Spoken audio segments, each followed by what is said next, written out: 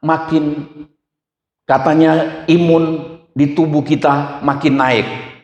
Nah, Tuhan tolong supaya kita mengalami ketenangan dalam hidup ini. Yang pertama adalah karena kita memiliki kepastian keselamatan. Mengapa?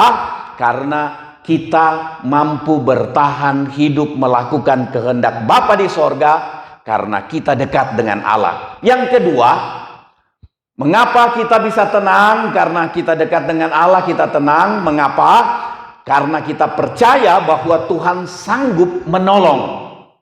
Tuhan yang kita sembah adalah Tuhan yang sanggup menolong. Kita lihat ayatnya, Matius 8 ayat 2. Maka datanglah seorang yang sakit kusta kepada Tuhan Yesus, lalu sujud menyembah Dia dan berkata, Tuhan, jika Tuhan mau, Tuhan dapat mentahirkan atau menyembuhkan aku dari kusta, dapat mentahirkan aku. Kemudian Tuhan Yesus katakan, lalu Yesus mengulurkan tangannya, menjamah orang itu dan berkata, aku mau, jadilah engkau tahir. Seketika itu juga tahirlah atau sembuhlah orang itu daripada kustanya. Ini hal yang luar biasa. Kita lihat, kita belajar iman dari seorang yang terkena penyakit kusta ini. Dia datang dengan satu keyakinan kepada Tuhan Yesus. Dikatakan dia datang sujud menyembah dan berkata, Tuhan, jika engkau mau, engkau dapat menyembuhkan, engkau dapat mentahirkan aku. Ini juga yang ada di hati dan ucapan saya ketika malam-malam yang sukar, tidak bisa tidur, sesak, dan tidak bisa makan, sudah lemah. Tetapi ini jadi ucapan saya kepada Tuhan, engkau dapat menyembuhkan saya kalau engkau mau. Kalau engkau tidak mau, jadilah kehendakmu. Begitu. Nah, ini orang kusta ini, dia percaya bahwa Tuhan sanggup. Dia bilang, kalau engkau mau, engkau dapat sembuhkan saya. Dia tidak ngotot.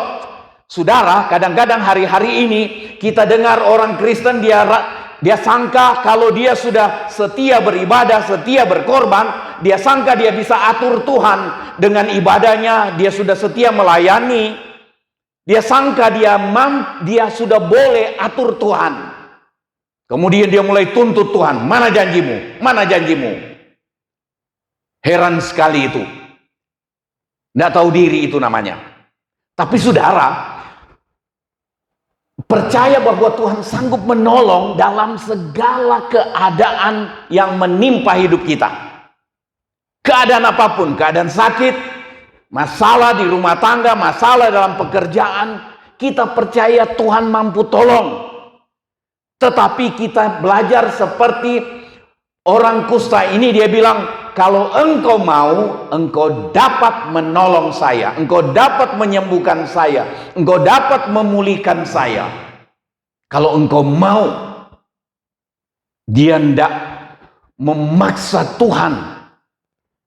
Dia bilang, kalau engkau mau. Tetapi kita lihat di peristiwa ini bahwa Tuhan katakan, aku mau engkau sembuh. Aku mau pulihkan engkau. Dan firman Tuhan katakan, seketika itu juga orang itu pulih. Nah, kita lihat, kita belajar untuk yang kedua ini, mempercayai bahwa Tuhan sanggup menolong. Di tengah kesukaran, mungkin ada kekasih-kekasih yang sedang sakit, mungkin terkena corona, seperti tidak ada harapan. Saat ini berseru, kalau engkau mau, engkau dapat menyembuhkan saya. Tuhan dapat sembuhkan melampaui teori penyembuhan untuk COVID. Tuhan mampu. Kalau Tuhan mau. Taruh di hati kita untuk mempercayai ini. Tuhan sanggup melakukan segala sesuatu. Yang ketiga, percaya bahwa apapun yang Tuhan lakukan atas hidup kita itu adalah baik. Ini yang agak kurang enak. Tetapi ini yang bikin hidup kita tenang. Percaya bahwa apapun yang Tuhan lakukan, apapun yang Tuhan izinkan terjadi atas hidup kita itu mendatangkan kebaikan buat kita. Walaupun mungkin hari ini waktu kita teralami sesuatu yang tidak menyenangkan, kita tidak tahu di mana baiknya, tetapi pasti Tuhan tidak pernah keliru. Tuhan tidak pernah salah dalam segala tindakan dan keputusannya atas hidup kita, apalagi kita hidup dekat dengan Allah. Ada contoh Ayub, kita kenal tokoh ini di dalam Alkitab. Ayub pasal 2 ayat 9. Ketika Ayub sudah alami penyakit di seluruh tubuhnya, ketika hartanya sudah habis, anak-anaknya sudah meninggal karena bencana alam yang terjadi, hartanya ada yang dirampok orang, ada yang terbakar karena ada api turun dari langit. Seizin Tuhan untuk iblis mengganggu, Ayub berkata, ini istrinya Ayub berkata, masih bertekunkah engkau dalam kesalehanmu? Kutukilah Allahmu dan matilah. Ini istri yang putus asa. Dia lihat Ayub sudah kehabisan segala-galanya, sekarang dalam keadaan yang sakit. Seluruh tubuhnya luka. Dan istri yang putus asa ini bilang, masih bertekunkah engkau terhadap Allahmu? Kutukilah Allahmu dan matilah. Ini mengerikan. Tetapi apa jawab Ayub ayat 10? Pasal 2 ayat 10. Tetapi jawab Ayub kepada istrinya, engkau berbicara seperti perempuan gila. Apakah kita mau menerima yang baik dari Allah, tetapi tidak mau menerima yang buruk? Dalam kesemuanya itu, Ayub tidak berbuat dosa dengan bibirnya. Ayub tidak berdosa dengan ucapannya. Walaupun dalam penderitaan dan dia tidak mengerti mengapa dia alami itu. Belakangan teman-temannya tuduh dia sudah menyimpang dari Tuhan. Tetapi dikatakan oleh firman Tuhan, Ayub tidak berdosa, tidak berbuat dosa dengan bibirnya. Walaupun dia alami keadaan yang sudah rugi, sudah sakit, belum sembuh-sembuh, dia percaya apapun yang Tuhan buat. Dia bilang, apakah kita mau menerima yang baik dari Allah, tetapi tidak mau menerima yang buruk?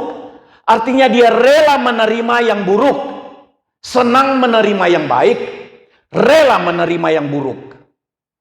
Ini hanya dapat terjadi di hati kita, di ucapan kita, ketika kita hidup dekat dengan Allah. Ketika kita tenang, kita akan mempercayai bahwa apapun yang Tuhan lakukan, apapun yang seizin Tuhan terjadi atas hidup kita, itu mendatangkan kebaikan.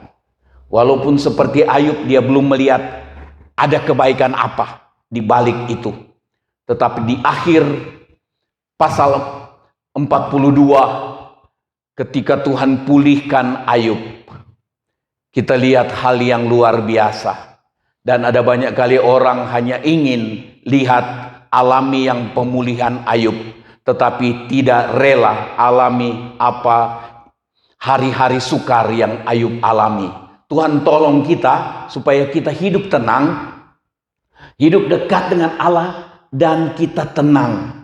Bagaimana kita tenang? Yang ketiga ini adalah percaya bahwa apapun yang Tuhan lakukan atas hidup kita, apapun yang Tuhan izinkan terjadi atas hidup kita, itu baik, itu mendatangkan kebaikan.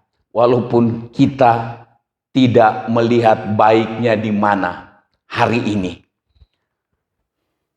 Filipi 4 ayat 13, segala perkara dapat kutanggung di dalam Dia yang memberi kekuatan kepadaku. Ini pernyataan Rasul Paulus. Dia katakan, segala perkara dapat kutanggung.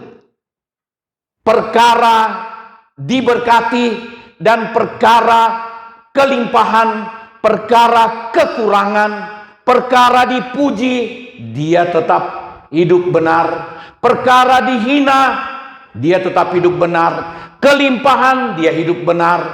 Kekurangan, dia hidup benar. Itu maksudnya, segala perkara dapat kutanggung di dalam Dia yang memberi kekuatan kepadaku. Filipi 1 ayat 21, karena bagiku hidup adalah Kristus dan mati adalah keuntungan.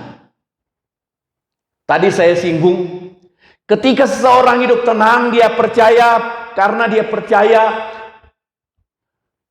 dia memiliki kepastian keselamatan. Bahasa Indonesia sehari-hari, Filipi 1 ayat 21, karena bagi saya tujuan hidup saya hanyalah Kristus dan mati berarti untung. Jadi tidak takut mati. Orang yang memiliki kepastian keselamatan, dia tidak takut mati. Mati sewaktu-waktu, dia punya hidup, punya kedekatan dengan Allah. Itu sebabnya dia tenang. Nah, Paulus alami ini. Dia tidak khawatir. Apapun, dia terpenjara, dia berkali-kali hanyut di laut, berkali-kali dipenjarakan, dia berkali-kali karam kapal katanya, banyak kali kelaparan, kedinginan, kekurangan. Tapi semua dia rela terima karena kedekatannya dengan Tuhan. Hidup tenang, dekatkan diri pada Allah. Nah, yang pertama, mestinya ini yang pertama, memiliki kepastian keselamatan. Memiliki kepastian keselamatan. Orang yang dekat Allah, dia mampu bertahan melakukan kehendak Allah dan dia selamat. Kemudian yang kedua, percaya bahwa Tuhan sanggup menolong dalam keadaan apapun. Saudara-saudara yang sedang sakit, yang sedang alami goncangan yang berat di ekonomi hari-hari ini, percaya bahwa Tuhan sanggup menolong. Seperti yang orang penyakit kusta tadi.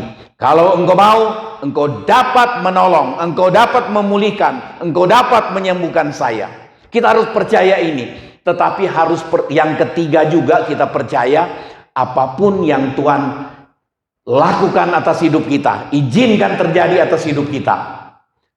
Walaupun itu baik, walaupun bertentangan dengan permohonan atau keinginan kita. Puji Tuhan, Tuhan memberkati.